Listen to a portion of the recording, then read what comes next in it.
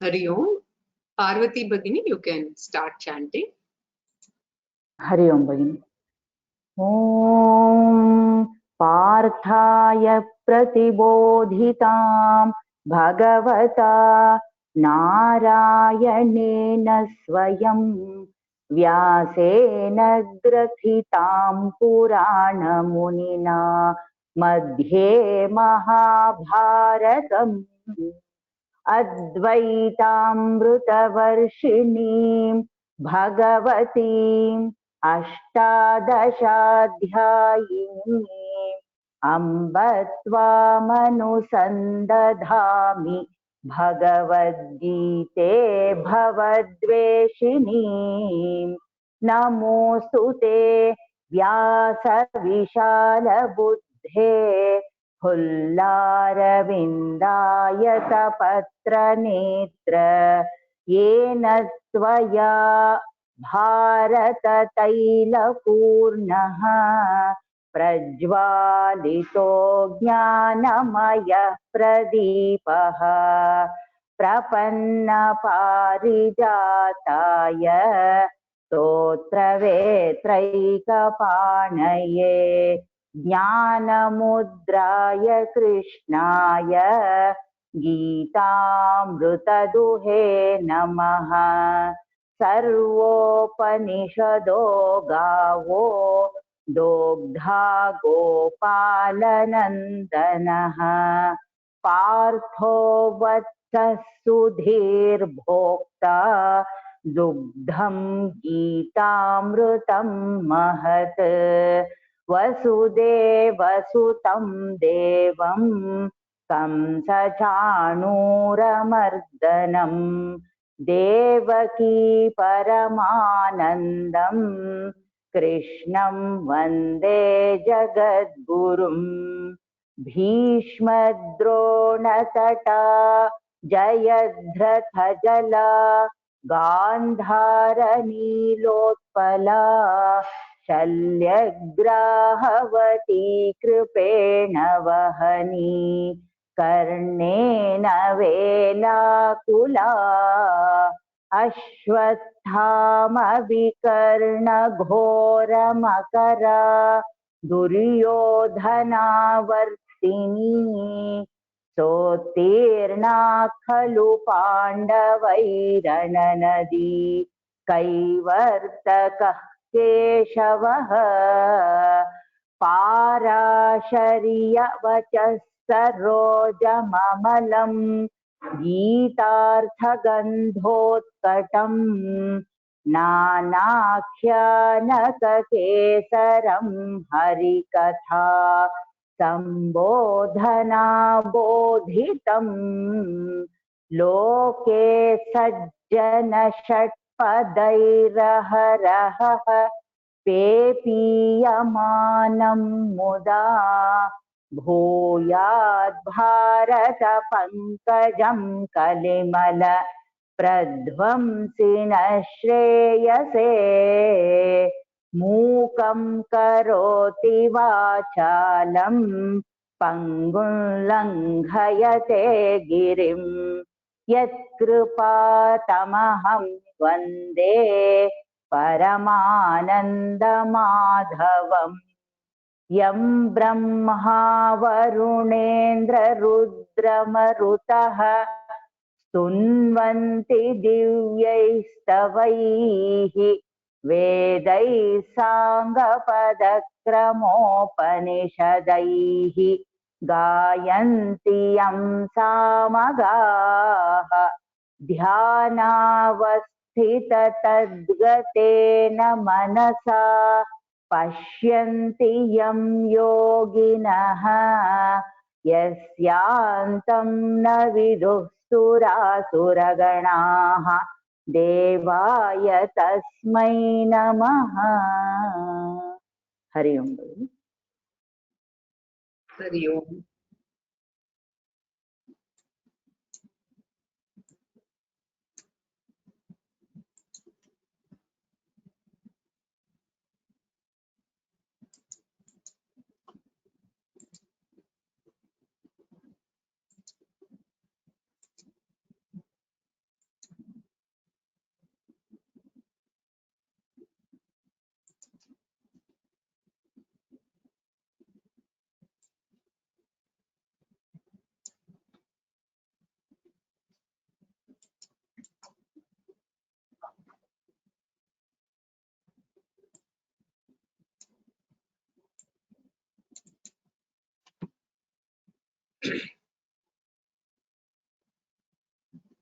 नारायणं पद्मभुवं वसिष्ठं शक्तिं च तत्पुत्रपराशरं च व्यासं शुकं गौडपदं महान्तं गोविन्दयोगीन्द्रमथास्य शिष्यम् श्रीशङ्कराचार्यमतास्य पद्मपादं च हस्तमलकं च शिष्यम् तं तोटकं वार्तिककारमन्यान् अस्मद्गुरुं सन्ततमानतोऽस्मि श्रुतिस्मृतिपुराणानामालयं करुणालयं नमामि भगवत्पादं शङ्करं लोकशङ्करम् शङ्करं शङ्कराचार्यं केशवं बादरायणं सूत्रभाष्यकृतौ वन्दे भगवन्तौ पुनः पुनः ईश्वरो गुरुरात्मेति मूर्तिभेदविभागिने व्योमवद्व्याप्तदेहाय दक्षिणमूर्तये नमः।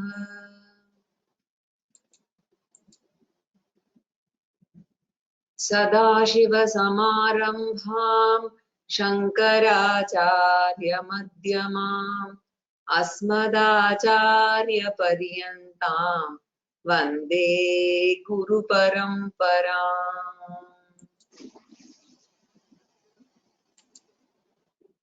परं वरिष्ठं ब्रह्मिष्ठं परमानन्दरूपिणं परमार्थानन्दयतिं सद्गुरुं प्रणतोऽस्म्यहम्।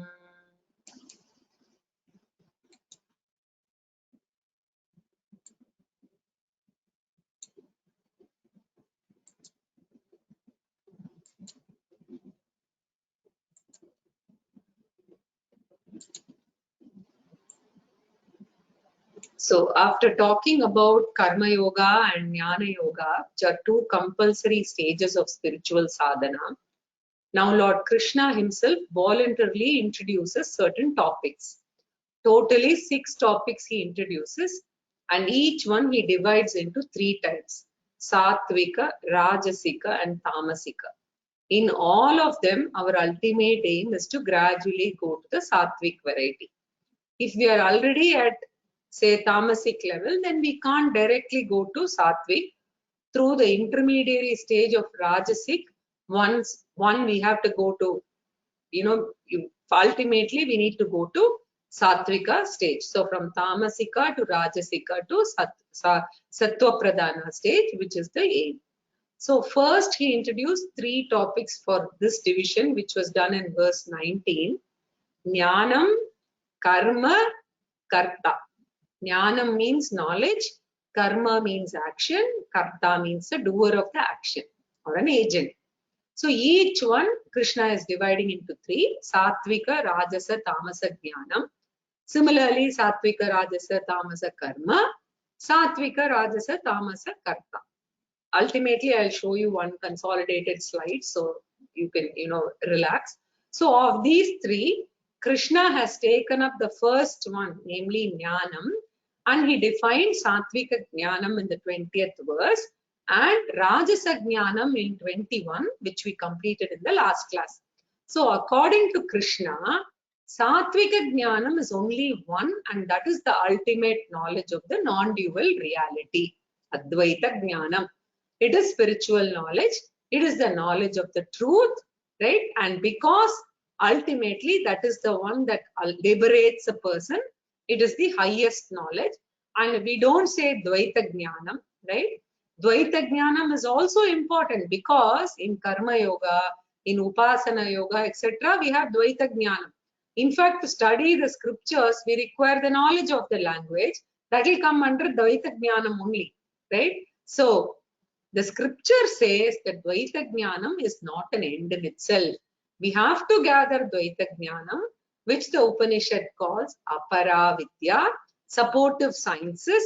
So when we see Upanishads, we will see Paravidya and Aparavidya. In the very first Upanishad, we'll start seeing that, right? So the Upanishad calls it Apara Vidya, supportive sciences, and Dvaita Jnanam has served me very well only until it leads me to Advaita Jnanam. So Dvaita Jnanam is great as a means, but Dvaita Jnanam is terrible as an end in itself. Therefore, gain Dvaita Jnanam, use it as a means, and come to Advaita Jnanam. Right? So, a very, very favorite expression of Swamiji is, without Dvaita Jnanam, Advaita Jnanam is not possible, and without Advaita Jnanam, Dvaita Jnanam is incomplete. Therefore, both of them are complementary. Start with Dvaitam and it should culminate in Advaitam, which alone is the reality and everything else is an appearance. That one Advaitam alone is permanent also. So this is called Sattvika Jnanam, which we saw in 21. And Krishna talked about Rajasa Jnanam in verse 21. So we already were doing this in the last class. We are almost at the end, right? So quickly to recap, in Rajasa Jnanam, I spoke about, in fact, I showed you all the various systems of philosophy, etc. Many philosophers, the other philosophers like Sankhya, Yoga, Nyaya, Vaisheshika, etc., Purva Mimamsaka, they all talk about the same Atma, right? Atma is behind the individual. That is what they talk, right? So they talk about an Atma other than body, mind, sense organs, etc. Right? They all come to this Atma, but the tragedy is they say that the Atmas are also many. They say each one has got a separate Atma. As many bodies are there, so many Atmanaha. In fact, it's so funny that one of the darshanams, I think it is Sankhya, says that Atmas are many, but Atma is all pervading. What does that mean? That means if I feel pain, everybody else will feel pain, literally, right? So that is Sankhya philosophy, if you extend it, right? So not only there are many Atmas, but they are also all pervading is what Sankhya believes. Anyway, now let's come back to our point of discussion here. They all believe in Atma, but the only difference is they believe in multiple Atmas. They say each one has got a separate Atma, and as many bodies are there, there are many and varied Atma. Right? And Krishna strongly condemns those systems of philosophy. And the most unfortunate thing is they study the Vedanta and Veda also, and they know in Upanishad there are direct statements, mantras which say Eko Devaha Sarvabhuteshu Mudaha Sarvavyapi Sarvabhutantaratma Karmadhyaksha Sarvabhutadivasaha Sakshi Chet. All this is all discussed in Upanishads, but still they conclude that Atma Bahutvam. So Krishna strongly criticizes them by mentioning they are inferior Rajasic knowledge. Continuing.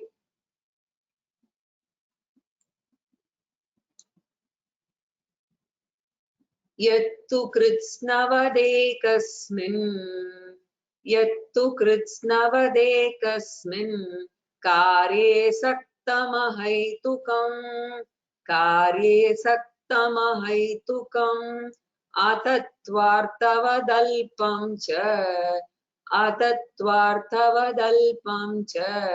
tattamasamudahritam. So the difference between Sattvika and Rajasika knowledge, we have to note that in both of them, Atma is different from the body. Only difference is in Rajasika people claiming that there are multiple Atmas, right? So now what about Tamasic knowledge? These people say that Atma is the body itself. So typically Charvaka. So they don't believe in an Atma which is different from the body, and therefore there is no question of whether they are plural or singular, because they don't accept an Atma other than the body. In today's world, all of the materialistic people who don't believe, right, in God or religion, they will all say this, right? There is no Atma, there is only body. So they conclude, they are the materialistic philosophers. Body and Atma are one and the same, right? And this is the worst conclusion. Krishna calls it tamasic knowledge. So yat tu, that knowledge, ekasmin karye shaktam, which is connected to the one product called the body, karyam, the born entity. The body is born. Here the karyam means body. In the previous shloka, bhutam means body. In this shloka, the word karyam means body. Ekasmin karyam, we hold on to the physical, one physical body as though this is everything. Kritsnavat, as though life is connected to the body and they don't accept anything other than that, and ahai tukam, even though it is highly illogical and irrational, right? So why do we say this philosophy is illogical and irrational? We should know that when I use the word I, that word I is the conscious being, right?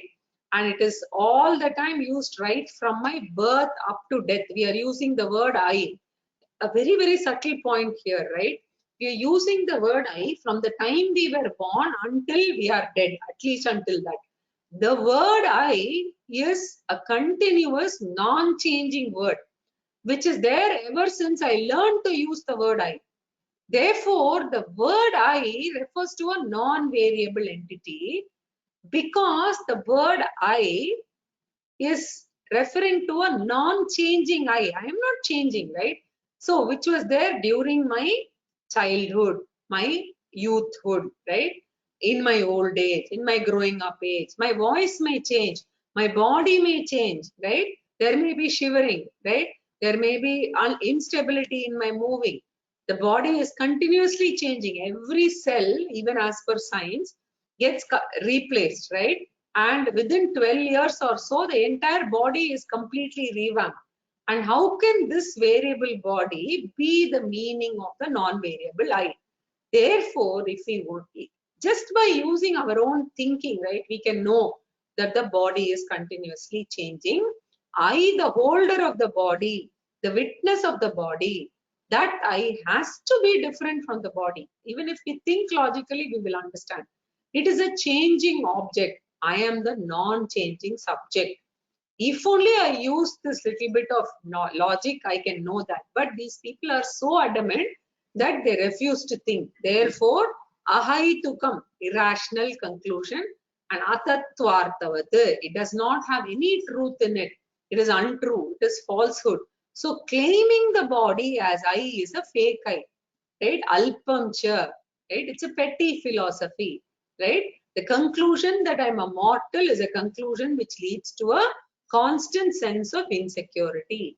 In fact, samsara is the fundamental sense of insecurity only, whereas Atma Jnanam is the knowledge that I am immortal. This knowledge that I am immortal frees me from the sense of insecurity. That's what the Upanishad says. Abhayam pratishtam bindate. Jnaninaha are known for their freedom from the fear of death, fear of old age. The fundamental problem of fear goes away, right? In any other knowledge and even in any other accomplishment, this fear does not go.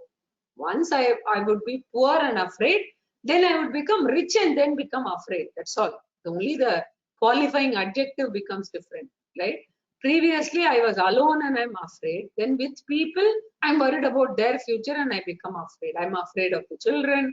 I'm afraid of the in-laws. I'm afraid of the daughter-in-law, son-in-law, anxiety with respect to all of them, right? It only increases, right? So immortality means abhayam. So that immortality I can never get in these Dehatmavadis. They are called Dehatmavadis who say body is just, Atma is just the body, right? So it is immortality is knowing that the body is a temporary dress that I use. Vasansi jirnani yatha vihaya.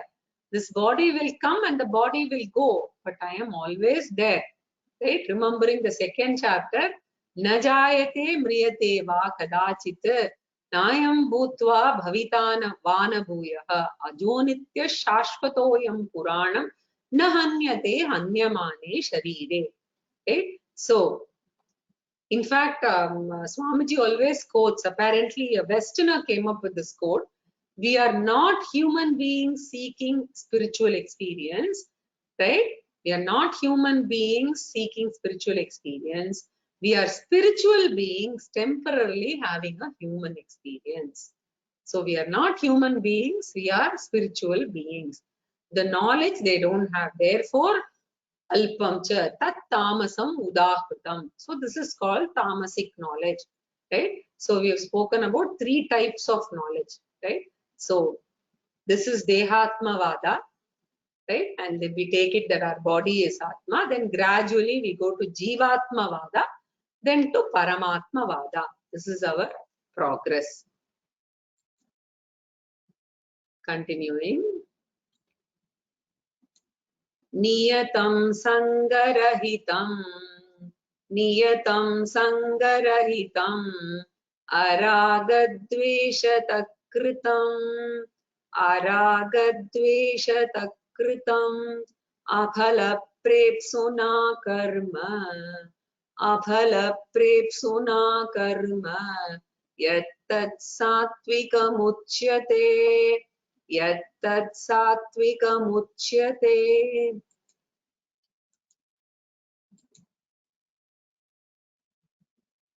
So now this is a very, very important verse.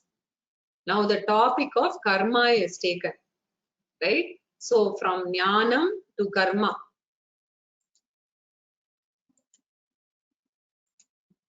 So from jnanam we move on to karma, because in the introduction we saw all human activities are broadly divided into 2: knowing activity and doing activity.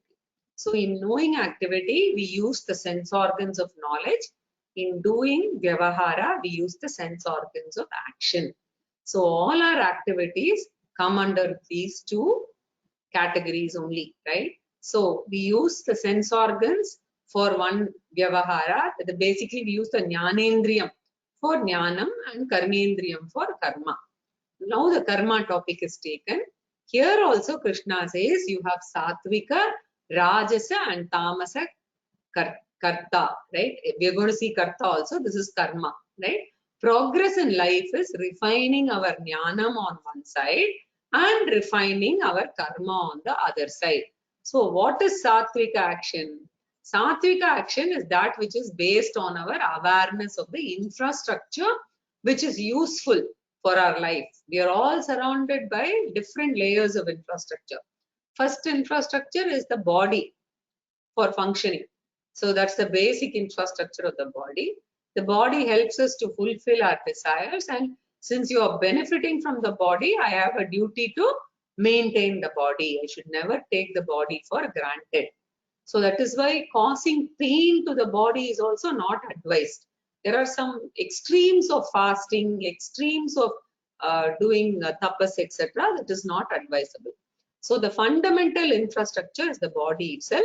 The next one is the family infrastructure. Then we have society, environment infrastructure.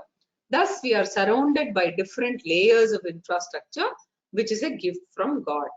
Therefore, my first and foremost duty is not damaging the infrastructure, because if the body becomes unhealthy, then we can't do anything in life. Therefore, the first aim is to be a responsible human being and not damage the infrastructure. Learn to preserve the infrastructure. Then after preserving, if possible, may you improve the infrastructure. Don't harm, preserve, then promote the infrastructure. This is the duty of every responsible human being, right? Animals need not be taught responsibility because they are naturally responsible. As long as animals are there in the forest will be safe. No damage is done, right? Only when humans enter, you see that we have problems with taking care of it because they destroy it, right? So even ocean is so full of aquatic creatures and plants. It is safe as long as human beings do not go, right? So that seems to be the glory of the human beings, right? So Bhagavan says, be a responsible living being, and I should be aware of my responsibilities. Therefore, the scriptures talk about our duties called Nitya Naimittika Karma, right? We have discussed this many times before. Krishna has discussed in the form of Pancha Mahayajna, and I don't want to repeat that because several times I have repeated that, right? So you can take a look at it. So be aware of your duties to every aspect of the creation. Veda says you have to do duty to yourself also, because you've got your own aspirations, and Veda says you have to fulfill your own aspiration. Dharma, Artha, Kama, Moksha. And Veda never says be selfish, and never says, you should not, fulfill your own desires, right? It doesn't say that, right? It doesn't say be selfless, etc. But it says make sure that you take care of everything, and also you, not only that, when you are pursuing your own goals, right? Fulfill your desires, earn and enjoy. Make sure that the desires are harmless, they are ethical and moral, and fulfill them. Therefore, fulfillment of duties to everyone, including to myself, must be called sattvika actions. So Krishna says niyatam. The word niyatam occurred in the 3rd chapter also. Niyatam kuru karmatvam. This alone is otherwise called karma yoga. Niyatam means what? Your duties and responsibilities to yourself and the infrastructure around, right? Then the next word is sangarahitam. Remember, karma is a means for inner growth, right? Especially karma as karma yoga, being aware of the infrastructure. When I responsibly fulfill my desires and do my duty to the family, etc., it is called karma yoga. Karma yoga is the means for inner refinement, but Krishna gives a warning. Karma yoga itself will give a lot of joy. In fact, the joy of contribution is much more than the joy of fulfilling, right? Only the personal wish. So when I eat, I get joy. But when I share the food, there is more joy in that. So superficially seeing, it appears that there is a depletion of my resources when I give to others. But what Veda says is, even though seemingly I am losing my resources when I share with others, the joy is much greater and finer than enjoying with only myself. There is a difference, right, between closing the door and eating alone and sharing it with others, right? So that joy is for us to experience. Therefore, karma yoga gives a lot of refinement, but what Krishna wants is, don't get attached to karma yoga and get stuck in karma yoga. Follow it for a length of time, and after that, jnana yoga becomes important, right? So Bhagavan himself has designed it in such a way that our body can be active only up to a particular age. There is retirement, right? For the purpose of pursuing serious jnana yoga.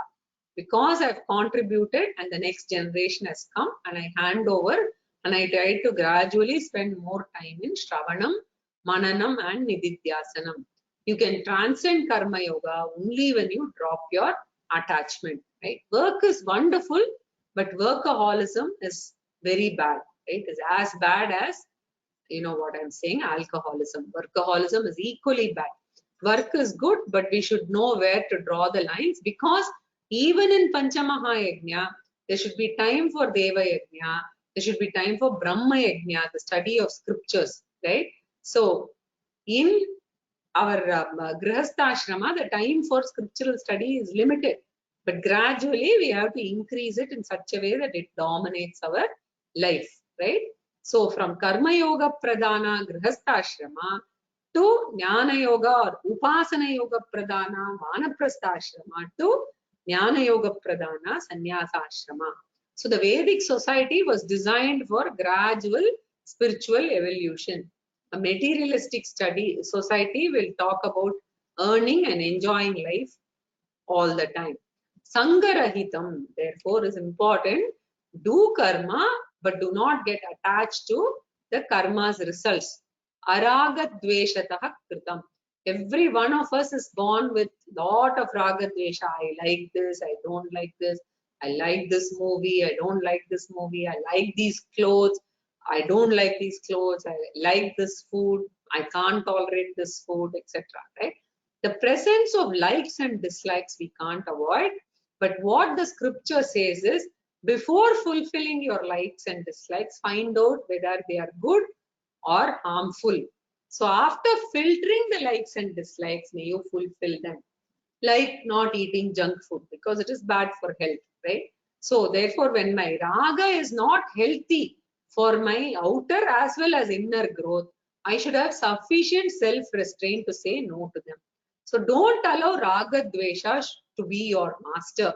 May you be the master of Raga Dvesha, having the power to say no, basically. Krishna says that Indriyasya arte Raga Dvesho Vyavastitau Tayor Vasham na agachet. Don't be the slave of your likes and dislikes.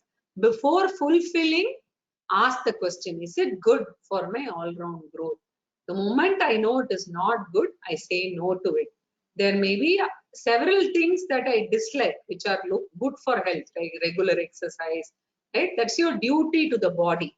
Body serves you, I have to serve the body, and fitness of the body is when all the limbs are moving, right? So being a couch potato and watching, cereal all the time with cashew nuts and chips is not going to help the body, and we have a duty towards the body, right? And exercise is important. Similarly, moderation in work is also important, right?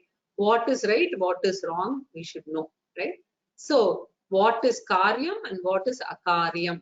What is dharma and what is adharma? That must be taken into account. Therefore, araga dveshataha kritam.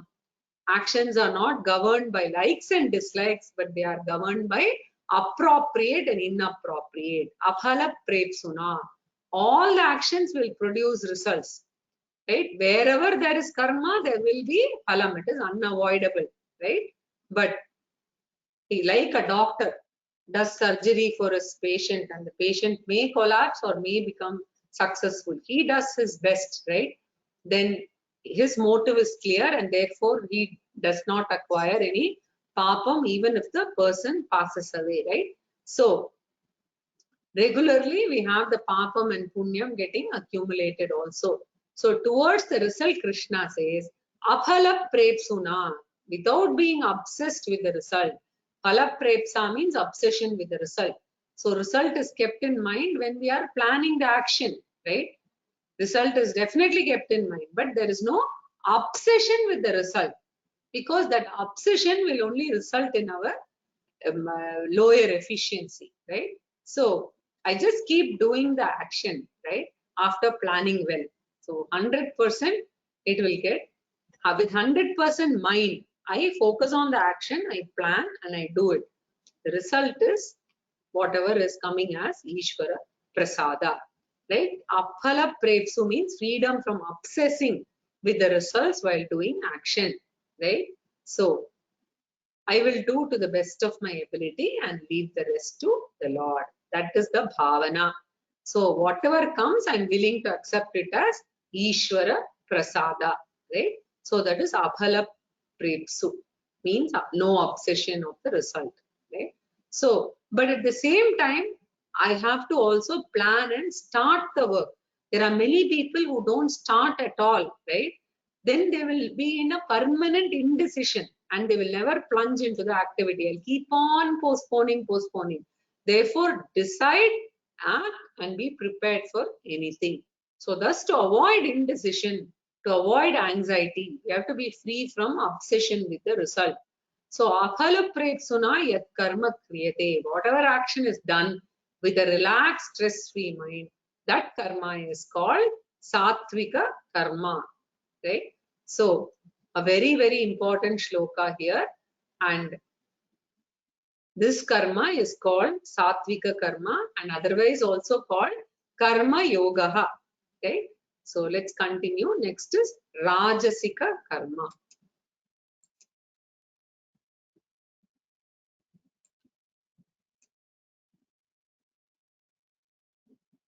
Yattu kamepsuna karma, yattu kamepsuna karma, sahankarena va punaha, sahankarena va punaha, kriyate bahulayasam, kriyate bahulayasam, tadrajasamudakritam, tadrajasamudakritam. So rajasika karma, which is inferior to Satvika karma is done by a karmi. So other person is called karma yogi, but such a person is called karmi. Karmi is involved in rajasika karma. What is that person? Kamepsuna. A karmi is one who is interested only in fulfilling his personal desires. He never remembers the importance of his duties, that there is a wife, there are children, whether I am taking care of their desires or not. In a family, everybody has to work for the fulfillment of the desires, right, of everyone. But this person expects everyone in the family to fulfill only his personal desires. He is very much aware, right, of his rights, but never aware of his duties. So what are the duties of my wife to me? He knows very well, but he never knows his duties to the wife or the other way around. And this is a very big problem. So thus he is absolutely self-centered, selfish, and therefore he is no more niyata karma pradana, which is in the previous shloka. Niyata karma pradana means he is supposed to do the compulsory duties. He is kamya karma pradana. Even when he does puja, he does not want to express his gratitude towards the Lord, because Lord has given me a wonderful universe and Lord has given me all the opportunities to fulfill my desires. Wonderful brain, hands, legs, etc. Every day my puja should be at least a thanksgiving puja, right? Now, he doesn't feel that it is needed. It is a clean contract puja that he does. He knows only kamya karma. I will do all these japam, all these pujas. You keep, me satisfied, my job, my whatever. It can be anything, right? Kamya karma. He does not know niyata karma. Karma yogi is nitya naimittika karma pradana. A karmi is kamya karma pradana. Business bhakti, I told you earlier also. It's a clean business bhakti. Therefore, kamepsuna, desirous of fulfilling his personal desires only. And sahankarena, highly egoistic. Whenever failure comes, he will immediately put the responsibility on others. Because of you, right? He's very good at blaming others, but whenever success comes, he will immediately claim success. And the success surely will have lot of, generally itself, success has lot of takers and failures are orphans, right? So nobody wants to claim that I am responsible for a failure. Therefore, ahankarena, with high ego, even though I might have contributed to the success, remember in life, success comes not only because of my contribution. There is a contribution of others, there is a contribution of our own law of karma, right? Right from my LKG onwards, right? There are so many teachers who have broken their head and struggled to teach me 1 + 1 = 2, right? They have contributed. We have to be definitely grateful to all of these people in the chain, right? Therefore, I should be grateful, but the karmi is never. Ahankarena, highly egoistic, and kriyate bahula ayasam. Because his personal desires are too many, he undertakes too many things, and therefore the workload grows more and more. More he gets, more he wants. Kama soon gets into a lobha mode. It becomes from desire, it becomes greed. Because of greed to expand his empire, he becomes a workaholic, full of stress, multiple mobiles, right? And he can't manage, he will be all the time talking, right? And he also drives his people to work 15 hours, 18 hours, etc., right? No sleep at all, right? So you don't even allow that person to sleep peacefully and come to work the next day. So therefore, he's stress ridden and he distributes stress to everybody around him, right? And that is why you see that in modern days with technology and the instruments, the stress is even more high. So by the time a person is 40, they actually say that the body is aged up to the age of 70 because of overtime, right? So basically too much of working. That is why sometimes I feel that even now when these diseases are hitting, there are some people who are very young. Maybe they have, worked so much, this long hours of working, constantly under stress, etc., makes their age actually feel much older, right? So, and there are others who have earned so much entire life, but they have spoiled their health so much that they can't even have proper food, right? They are all the time having to be forced on a diet without sugar, without salt, having some raw juice or the other, maybe bitter gourd juice or something, right? So therefore, bahula ayasam means stress ridden, right? Painful karma, tat rajasam udahritam. This is called rajasic karma. Then comes the next one, tamasic karma. Anubandham shayam himsam, Anubandham kshayam himsam, Anavekshya cha paurusham, Anavekshya cha paurusham, Mohādarabhyate karma, Mohādarabhyate karma, Yattatamasam Yattatamasam. Now, why have I marked this in blue and stars is, according to me, this is not as much important on the religious front or on the spiritual front, but has great practical relevance in your profession or in the way we deal with society and the environment, right? So, tamasic karma is a karma which is done by a tamasic person. Generally, a tamasic person does not do any karma because he is tamasic. There are only two avasthas. He knows, but in spite of him, he may undertake some minimum actions. He will either sleep or he is sleepy, right? There are the only two avasthas. Even if a tamasic person is involved, it is very minimal action, right? And they all will be in such a way that it will neither be good for himself nor will they be beneficial for others. Because all the actions are thoughtlessly done, a thoughtful action is that which should take into account the following factors. And for that reason, I marked this. And Krishna gives an important clue. Any thoughtful, deliberate action must take into account the following 4 factors, which means impulsive action should never be undertaken, right? What are the factors to be taken into account? Very practical shloka, Anubandham. Anubandha means short-term and long-term consequences. One should take into account both of this. There are certain things which will give short-term benefits, but they are harmful in the long run.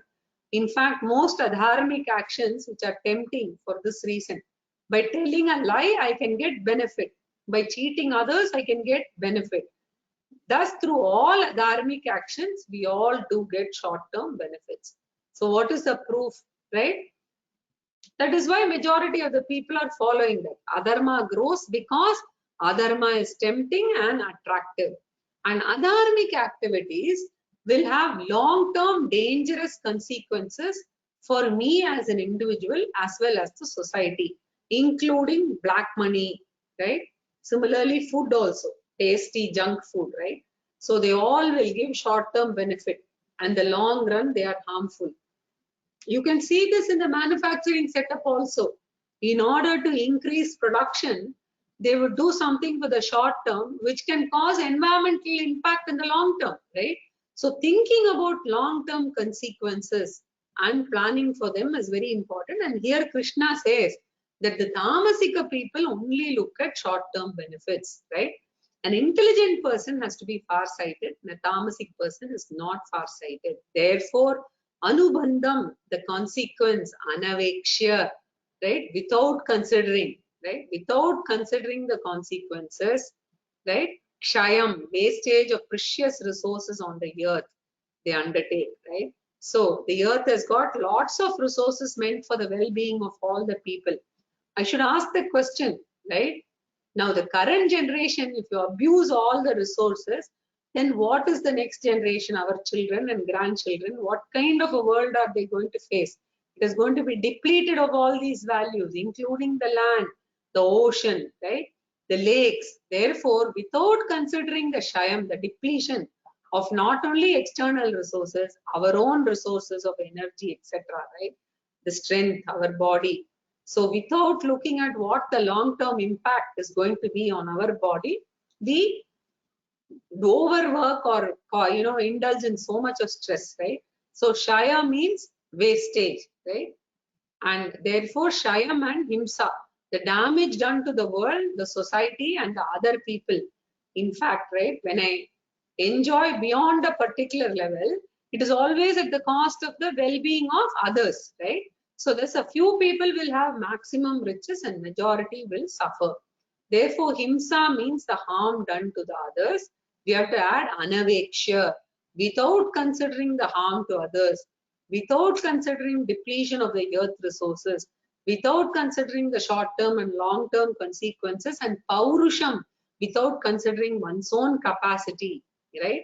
And that's why the Shastra says, do not buy more than what you can chew. In Tamil, they say, ahalakal vekkiradu, right? Which means you are over indulging. So therefore, I start without considering whether I will be able to maintain it. Even buying more and more things without disposing of whatever is there in the house is a problem, because maintenance is tougher than ownership, right? Every morning and evening you see there is a coat of dust. So the more the things, the more difficult it becomes to clean, and you have to engage somebody, and the more you get involved in this, more is the supervision and less is the time for us to do Vedantic studies, right? So leading a simple life is very important, and if you have money, the Shastra says share it with others, right? Therefore, paurusham, always taking more than required, is called parigraha doshaha. So even if it is legitimately earned, possessing more than required is considered a papam according to Shastra. That papam is called parigraha papam, and Sandhya Vandanam, there is a prayer for prayachitam for parigraha, owning more and more. Therefore, having more, paurusham anavekshya, mohat arabhyate, all because of delusion, right? Delusion in the form of name, fame, etc. They all will not give my fundamental need, but the delusion is there, right? Assuming that the world can give me peace, security, and happiness. That is mohaha. According to Vedanta, all these three can come only from Atma. Atma, Atmaneva Atmana Tushtaha. Right? We will see that in the Upanishads. Atma alone is the only source of peace, security, and happiness. The world can give seeming peace, security, and happiness.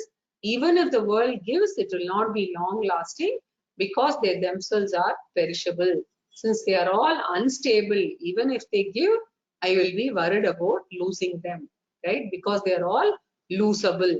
So this is the Vedantic slogan, right? So never use the world for peace, security, and happiness. The whole Vedanta is exactly according to Vedanta, the whole world is like a cardboard chair. You can look at it and feel happy, but you should not sit on that, right? So you discover the Atma, which is the permanent source of peace, security, and happiness. World is not for leaning, not for emotionally depending upon family, right? And people, possessions, etc. Right? So sannyasa is basically inner sannyasa, growing out of worldly dependence, growing out of even family dependence for emotional comfort, right? As a jnana yogi, I discover God in myself. Therefore, God dependence will slowly get converted into self-dependence as we gradually progress in the jnana yoga, right? Therefore, sannyasa is gradually dropping emotional dependence on the world and family, right? So that leaning is called mohaha. And so we serve and purify the mind. So the tamasic person, mohat, he is very rich in delusion. So mohat arabhyate karma. Therefore, he wants to have more and more, and tat tamasam uchyate, right? So that is the tamasa karma. So with this, the three types of karma are over. So we have covered the three types of jnana. We have covered the three types of karma. Then the next one is three types of karta, right? So all the three have been mentioned in the 19th verse. Now he is covering topic by topic. So 26, 27 and 28 deal with Sattvika, Tamasa, Rajasa, Karta. Mukta Sango Naham Vadi, Mukta Sango Naham Vadi, Dhrityutsaha Samanvitaha, धृत्युत्साहसमन्वितः सिद्ध्योर्निर्विकारः सिद्ध्योर्निर्विकारः कर्ता सात्विक उच्यते कर्ता सात्विक उच्यते. Really speaking, Krishna need not define Satvika Karta. By now, if you're following, you should know why I'm saying that. Definition of Satvika Karta is not required because we ourselves can derive it by using the Satvika Karma topic, right? So, whoever does Satvika Karma is Satvika Karta. So, really speaking, Krishna need not define, but deliberately Krishna defines Satvika Karta. Because it is very, very important, because majority of the spiritual seekers are in the initial stages. Therefore, Karma Yoga is the most important sadhana, and even a person who has come to Jnana Yoga, while practicing Jnana Yoga, one should continue Karma Yoga at the outside level, because mind has to be continuously purified even while exposing to Jnana Yoga. So coming to Jnana Yoga does not free me from Karma Yoga. Even at the time, right? At that time of Jnana Yoga, sadhana, Karma Yoga is compulsory. Therefore, Krishna is repeating, right? So if we have to underline the important shlokas, 23 and 26 are equally important, right? So and very useful to assess where we are, right? For self-introspection, very, very useful. So one needs to keep the shloka in mind to start the day, and we should conclude the night also with this, right? To check whether I was a Satvika Karta or not. Especially for a beginner of spiritual journey, this becomes very, very important. So what is the first definition he gives? Mukta Sangaha, one who is free from attachment, the one who is always aware of his duties more than his rights. So a karmi, Rajasika person is rights oriented, whereas a Satvika person is duty oriented. Okay? That is why Pujya Swami used to say our society was always a duty based society. So there were no fights, there were no rights being discussed between husband and wife, etc. But now it is no longer duty based, right? So it was giving oriented more than taking oriented, right? So if each one gives the other one, then the other one will get what is right actually. So therefore it was duty pradhana, and when the householder is involved in duty, which includes duty to himself, right? Personal ambitions also will get taken care of, right? So while committed to karma, mukta sangaha, this person is aware that the karma is important, but karma itself cannot give liberation. He knows that, right? So Veda repeatedly says, na karmana na prajaya na dhane na tyage naike amritatva manashuhu. Kaivalya Upanishad says that. So karma can take you up to a particular level, exactly like the pole of the pole vaulter. Now you cannot say that I will continue to hold the pole because I have to be grateful to the pole, right? So you have to give up. Only then you can jump to the other side. So similarly, we should know the importance of karma and we should know the limitation of karma. Right? Importance of karma is it gives chitta shuddhi, purity of the mind. Limitation of karma is it can never give spiritual knowledge. It can never give moksha. So for spiritual knowledge, we have to come to Gita class only. We have to expose to the teaching, right? And then there is no concession at all. There will never be. You cannot be over attached to religious activities. You have to go through this spiritual journey. That is called Mukta Sangaha, Anaham Vadi, right? And we said Rajasic karma is the one where a person has got ego and claim. But Satvika karma, generally, he will be successful because he is relaxed. So he can take better decisions, right? So he is not obsessed with the result and he plans excellently, right? So he wants the result but is not obsessed. He puts in his full effort in planning and in execution. Therefore, generally he is successful, and when he or she is successful, he will never take the full credit and he will always say it is teamwork. Exactly like the captain of a team, right? So, therefore he is humble. Anaham Vadi means humble. Dhriti utsaha samanvitaha. Since he is not obsessed with the result, there is no anxiety. Therefore, he is always cheerful. Utsaha, cheerful. My action may bring success or it may bring failure also, but I have got enough cushion. And the cushion is the shock absorber in the mind, which is the prasada bhavana. Anything that comes in the form of prasada from the Lord, I will cheerfully accept it. So he is without any stress, and therefore utsaha means enthusiasm, cheerfulness. Dhritihi means perseverance and steadfastness. And even if he fails, he learns from the failure, right? And he will do it again properly. He learns from his failures, right? So from his own wrong decisions and failures, he comes out and he is very perseverant, right? So that is called dhritihi, right? Even in this field of spirituality, dhritihi is very, very important. And every student knows, right, that he has to follow a lot of things, but only if there is dhritihi, he will be able to follow it through till the end, right? So we have to continue with our effort. So success requires not only karma in the right direction, but also karma of the right duration. Therefore, perseverance is continuing until the success is accomplished, right? As the saying goes, when the going gets tough, the tough get going. That willpower is called dhritihi. In fact, later Krishna is going to speak about sattvika dhritihi, rajasika dhritihi, and tamasika dhritihi. We will study. We'll see more about it there, right? Utsaha means learning to do the action with love and cheerfulness. Instead of hitting the head and saying, Kadane, oh, I have to do this, right? But just make that, convert that to a work that is full of enthusiasm and cheerfully do it, right? Once I know I have to do, I develop a love for that karma. I try to excel in whatever karma I have to do. That is called utsaha or enthusiasm. It should be so much that it should become contagious with whoever is around me, and also they become enthusiastic. Any leader must have this particular trait, like team captains or project leaders, right? Any initiatives, when they drive, the leader has to have this, right?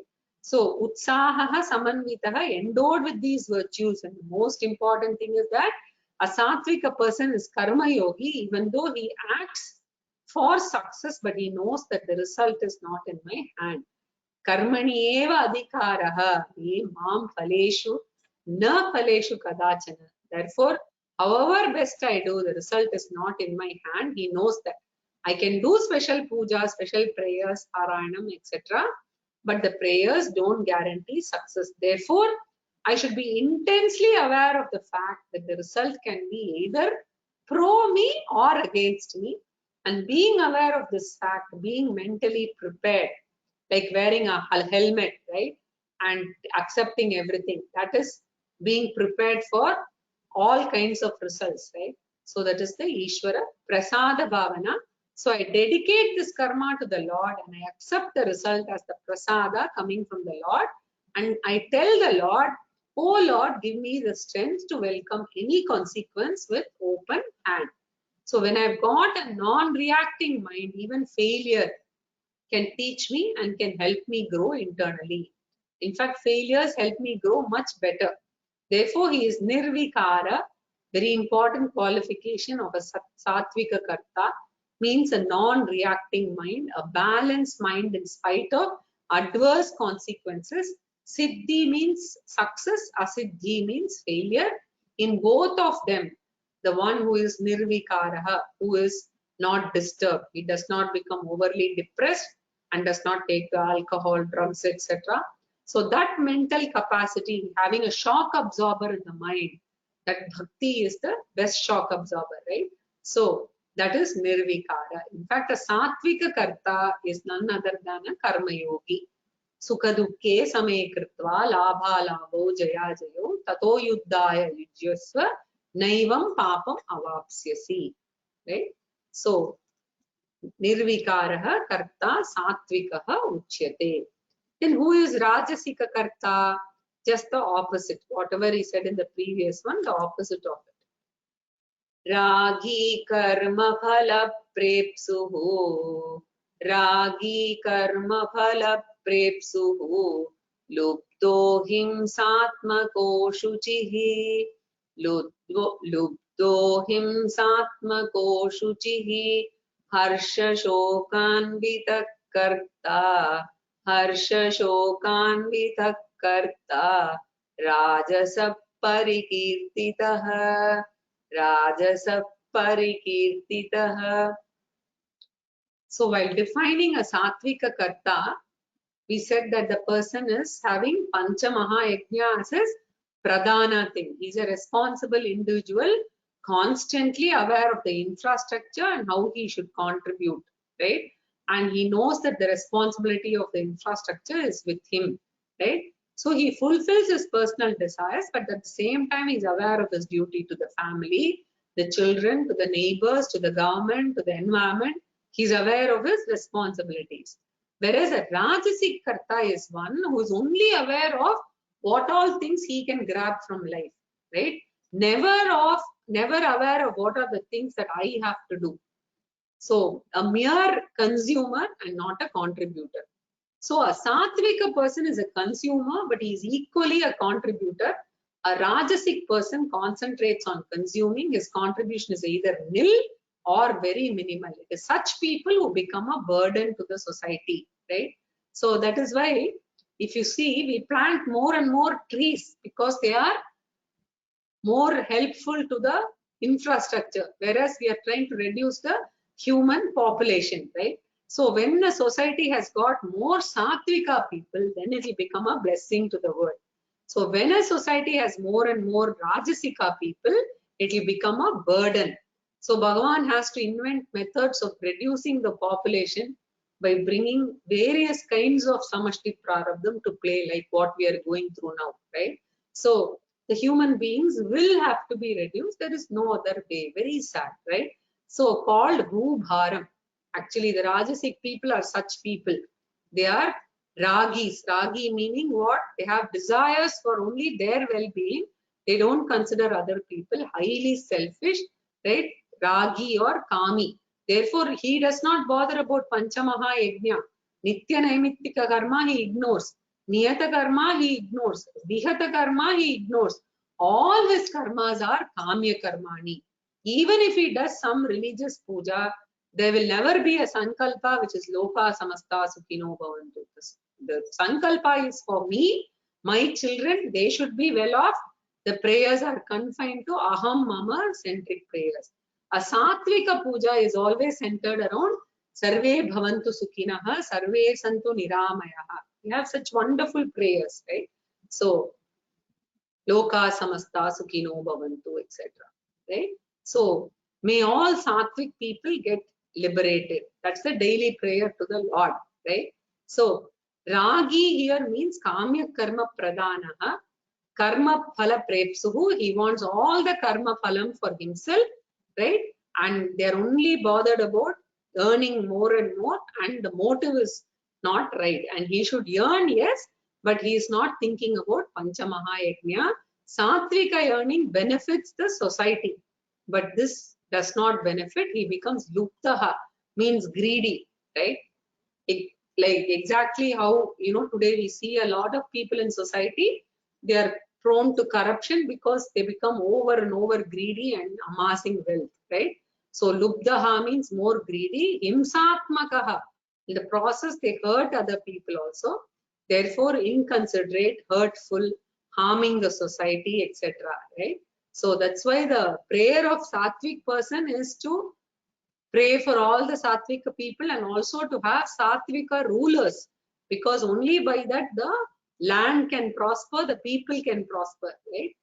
So Nyayena Margena Mahimahishaha, right? Is the prayer in Swasti Prajabhyam Paripalayantam, right? So Himsatmakaha means harmful to the society. Ashuchihi means full of impurities, impure thoughts, impure words, impure duty, impure dirt, everything is impure, right? So impure mind, impure actions. So adharmic thoughts, ashuchihi, and only that harsha, shokan vitakkarta. He never enjoys a balanced mind. When success comes, he is elated and celebrates, over celebrates, right?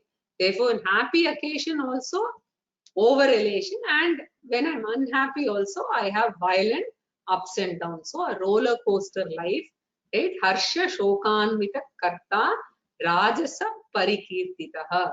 Such a person is called rajasic karta. And what is tamasic karta? We will see in the next class.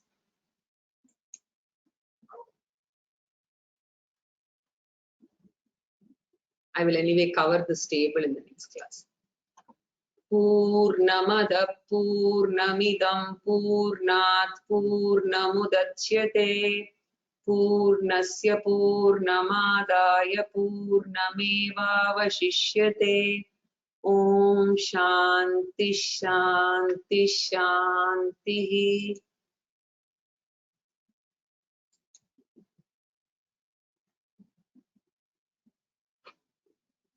Doesn't society encourage Rajasvaya ambition? Lack of ambition is not encouraged. Ambition being defined as me. Okay. We have to be very clear here. Okay. The Shastras never say that you should not have ambition, you should not do work, none of these. It only focuses on, first of all, balance without attachment to the result, but enjoying the work itself, and having earned, got the results, making sure that you contribute to Pancha Mahayajna, thereby taking care of the infrastructure and the society, the people, the environment, which has been provided to the person by the nature, right? So it doesn't discourage anybody from being ambitious. That is the best part of our Shastras. It doesn't say Dharma, Artha, Kama are bad. It never says that. Just make sure that you also contribute to all the Pancha Mahayajnas, and in the spiritual journey, you are expected to be more a contributor than a consumer. If you want to go on the path of moksha and jnana yoga, etc. Okay, so that is what it says. I hope I answered the question. Any other questions?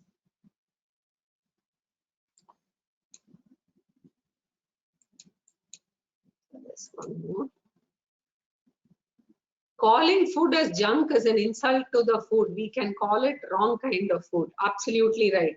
Right? We should not call food as junk food. Correct. I think we should be cautious about the words that we use. Right? Maybe I can use inappropriate food or food that is bad for health. That's correct. Yeah. This is not a question related to our Gita class. Oh, I was glad to see you in the Samskrita Bharati meet. Okay. Thank you. Is America a Rajasika society? I guess that's the question, right? Vasudev Kamath. See, that I wouldn't even say America, because I think most societies are like that, because they do not have the concept of Atma, they do not have the concept of Dharma, so they do not have the concept of Pancha Mahayajna. So they're only taught saying that they have to take care of themselves and nobody else. That's because of the society itself, and most Western cultures are like that because of non-exposure to the Hindu religion or the learnings of this kind of religion, right? It doesn't talk about any of these. That is the problem. So that is why those societies have evolved into that. And you see that even our children are getting influenced by that, and they feel that that's the right way to go, right? So unless we give them this exposure early in life, we are also going to lose this in the next few generations.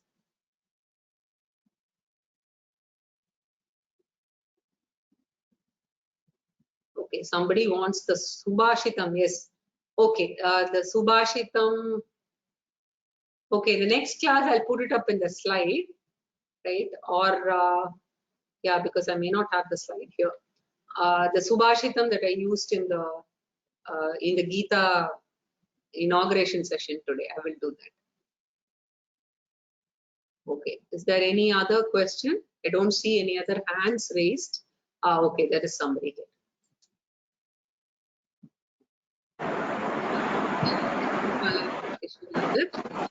Yes, madam, this is not directly related to what has been just now taught. I am asking whether the second wave of COVID was a sabotage done by the other countries. We don't know. I don't think so. I am not the right person to tell. I have not even heard about this, so I don't know. Very sorry. Maybe I have to read. I haven't read at all. Because adjacent countries are not facing this one. For example, this wave is not seen in Pakistan. Why it is seen in India only? We don't know. We really don't know. We have to, right now, the only thing we can do is prayer. And I really like this concept of Samskrita Bharati, who's trying to actually chant all the 18 chapters of the Gita. And they want 1 lakh people to chant, and they've started very seriously. So we can pray, and maybe this is not the forum where we can discuss this. And I don't even have I'm not even aware of this. I'm so sorry. Yeah. Okay. Mohan had some question. Namaskaram, Bahini. No, I was thinking the Bhagavad Gita, we have learned so much, and what it tells us to take responsibility on ourselves. This is the question to COVID or whatever it is.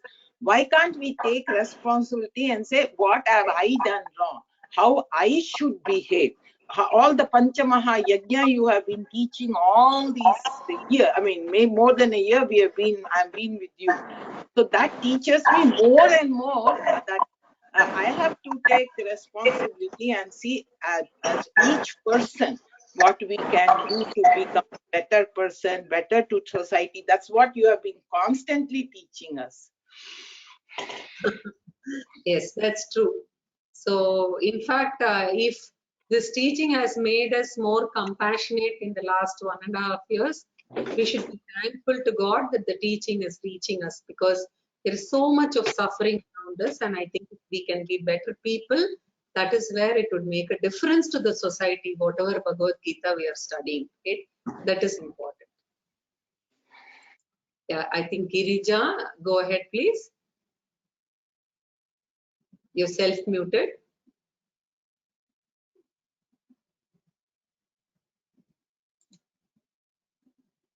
You're self-muted, Girija. Hello. Go ahead. Hello. Go Namaskaram, madam. That Samskrita Bharati Gita chanting you told, no? Can you give some more information on that? I am not aware of it. Okay, actually, you can just go to the Samskrita Bharati site, and I'm sure you will find it. What I will do is, in the next class, like this Bhagini asked me for the Subhashitam that I spoke. Today, I actually spoke a little bit about Gita Mahatmyam and the importance of Gita, which anyway I will be doing here after the 18th chapter is over. But if you want to join this chanting and, participate in that, because it's a journey of 1.5 years, I will make sure that I bring the URL to the next class. But meanwhile, you can, if you want, search for Samskrita Bharati on the website, and you can contact your nearest Samskrita Bharati to participate in this. It seems to be a big movement. Okay, thank you. Thank you, madam. Thank you. Anybody else? Okay, I think there are no more questions. So next class, I have to remember to bring this. Just 1 second, I'll just check if there are any other.